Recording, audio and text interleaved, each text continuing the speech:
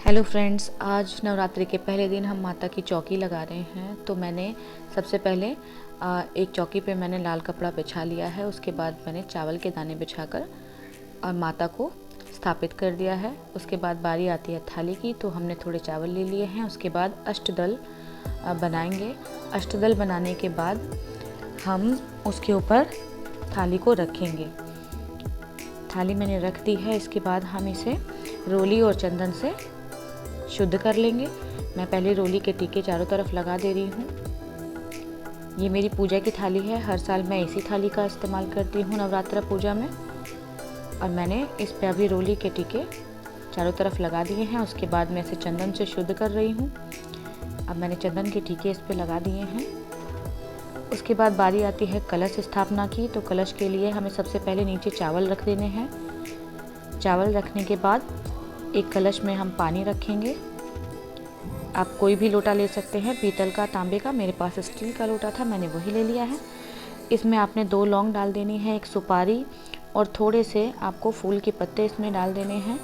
फूल आप कोई भी ले सकते हैं जो आप पूजा में लेते हो। उसके बाद हम इसको भी हम रोली और चंदन से शुद्ध कर लेंगे। मैं पहले रोली के टीके इस पे चारों तरफ लगा दे रही हूँ। इस तरह से आप रोली से इसको शुद्ध कीजिएगा। और उसके बाद हम इस पे स्वास्तिक बना देंगे। ये देखिए, मैंने स्वास्तिक बना दिया है। स्वास्तिक बनाना बहुत ज़रूरी होता है कलश पे। इस तरह से आप स्वास्तिक बनाइएगा। मैंने रोली का जो शुद्धिकरण था वो कर दिया है। अब चंदन की बारी है। मैं चंदन से इसको शुद्ध करूँगी। ये देखिए, मैंने चंदन के टीके इस तरह से कलश पे भी लगा लिए हैं। अगर आपके पास चंदन नहीं हो तो आप हल्दी का इस्तेमाल भी कर सकते हैं। आप रोली और हल्दी से इसे शुद्ध कर सकते हैं। उसके बाद कलश में हमें लेने हैं आम के पत्ते। आम या अशोक के पत्ते आप ले सकते हैं। मैंने आम के पत्ते लिए हैं। आम के 7 पत्ते आपको लेने हैं और इस तरह से कलश में उन्हें रख देना है। ये देखिए, मैंने 7 पत्ते इसमें कलश में रख दिए हैं। उसके बाद बारी आती है हमारे नारियल की। तो अब मैंने एक नारियल ले लिया है। नारियल चुनरी आपको बाज़ार से ऐसे ही मिल जाती है। ये कच्चा नारियल है, पानी वाला। उसके बाद हम इसके ऊपर 7 बार कलावा इस तरह से लपेटेंगे। कलावे में गांठ नहीं लगानी है, आपको सिर्फ लपेटना है और उसको इस तरह से तोड़ के अलग कर लेना है। कलावे में गांठ ना लगाएं। उसके बाद कलश में एक सिक्का डालें। सिक्का डालने के बाद आप नारियल को कलश के ऊपर रख दें। पत्तों को व्यवस्थित कर लें अच्छी तरीके से कि कोई भी पत्ता पानी में नीचे ना डूब रहा हो।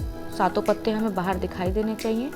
उसके बाद बारी आती है नारियल के शुद्धिकरण की। तो नारियल पे भी हम रोली और चंदन से शुद्धिकरण कर लेंगे। रोली मैंने लगा दी है। उसके बाद चंदन का टीका मैं लगा रही हूँ। और अब हमारी बारी आती है अखंड ज्योत की। तो मैंने अखंड ज्योत को स्थापित करने से पहले नीचे अक्षत रख दिए हैं। चावल को अक्षत बोलते हैं। उसके बाद मैंने उसमें अखंड ज्योत में आप एक 5 धागों वाली बाती लगा लें। बाती लगाने के बाद मैंने उसे घी से भर लिया है। घी से भरने के बाद उसमें कुछ दाने अक्षत डाल दें आप। अक्षत डालने से क्या होता है कि हमारी ज्योत, अखंड ज्योत जो होती है वो लंबे समय तक चलती है।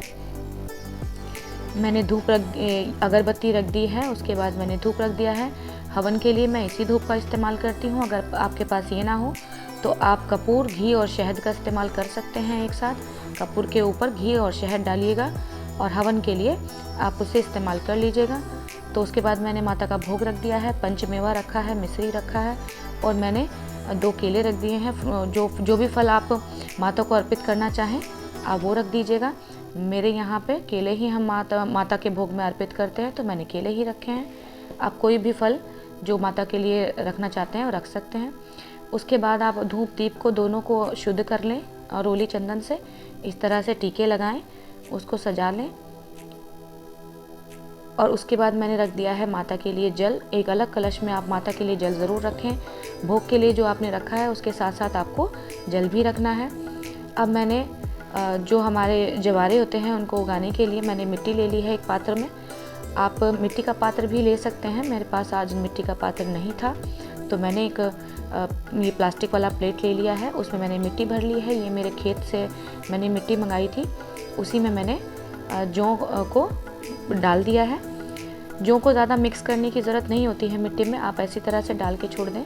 उसके ऊपर आपने हल्का हल्का सा पानी का छींटा दे देना है, क्योंकि ये जो मिट्टी है ये पहले से ही गीली है, तो इसमें ज़्यादा पानी डालने की ज़रूरत नहीं है। अब आगे चलते हैं। तो बारी आती है हवन की। हवन के लिए मैंने क्या रखा है कि मैंने धूप में एक कपूर रख दिया है। अब माता की अखंड ज्योत मैंने जला ली है। अब माता के चेहरे से चुन्नी हटा दी है। ज्योत जलाने के बाद ही माता का चेहरा जो है वो आप उजागर करें, तब तक माता को चुन्नी से ढक के रखें। उसके बाद मैंने माता को एक जो है हार श्रृंगार जो है माला एक अर्पित की है। आप कोई भी माला अर्पित कर सकते हैं, पुष्प माला हो तो बहुत अच्छी बात है। ज्योत जलाने के बाद आप माता को पुष्प अर्पित करें। फूल जो भी चाहें आप ले सकते हैं, जिस भी तरह के फूल आपके पास हों जो माता को अर्पित करना चाहते हैं। आप पहले माता को अर्पित करें, फिर थाली में अर्पित करें। उसके बाद आप नारियल को फूल चढ़ाएं, कलश को फूल चढ़ाएं, और उसके बाद आप अपने जो हमने जवारे बोए हैं, जो हमने बोए हैं, उन पे आप फूल अर्पित करें। अब माता के हमने फूल अर्पित कर दिए हैं। माता के जल में आप गुलाब की कुछ पत्तियां डाल दें। अगर आपके पास गुलाब जल हो तो जो माता के लिए आपने जल रखा है उसमें आप गुलाब जल का इस्तेमाल भी कर सकते हैं।